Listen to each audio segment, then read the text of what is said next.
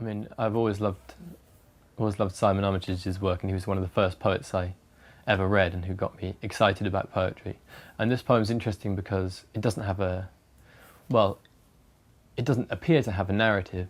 It's a series of images, very beautifully put images. And it's interesting how your mind always is trying to find meaning, even when there isn't obvious narrative there or story or whatever. So it's a great poem in that you kind of let the images form in your head, and as you're doing so, you start to make connections. You can't help it. That's the way the brain works, and so you're left with a feeling of narrative, even if it's not obvious that there is one in the first place. This is Not the Furniture Game by Simon Armitage. His hair was a crow fished out of a block chimney, and his eyes were boiled eggs with the tops hammered in, and his blink was a cat flap, and his teeth were blue stones or Easter Island statues, and his bite was a perfect horseshoe. His nostrils were both barrels of a shotgun, loaded, and his mouth was an oil exploration project gone bankrupt, and his last smile was a cesarean section, and his tongue was an iguanodon, and his whistle was a laser beam, and his laugh was a bad case of kennel cough. He coughed, and it was malt whiskey.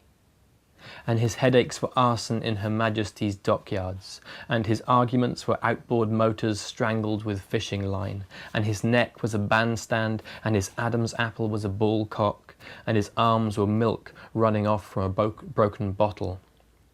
His elbows were boomerangs or pinking shears, and his wrists were ankles, and his handshakes were puff adders in the bran tub, and his fingers were astronauts found dead in their spacesuits, and the palms of his hands were action paintings, and both thumbs were blue touch paper, and his shadow was an open-cast mine, and his dog was a sentry box with no one in it, and his heart was a First World War grenade discovered by children, and his nipples were timers for incendiary devices.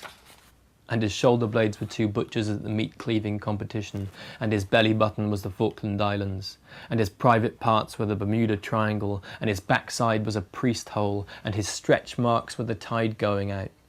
The whole system of his blood was Dutch elm disease, and his legs were depth charges, and his knees were fossils waiting to be tapped open, and his ligaments were rifles wrapped in oilcloth under the floorboards, and his calves were the undercarriages of Shackletons.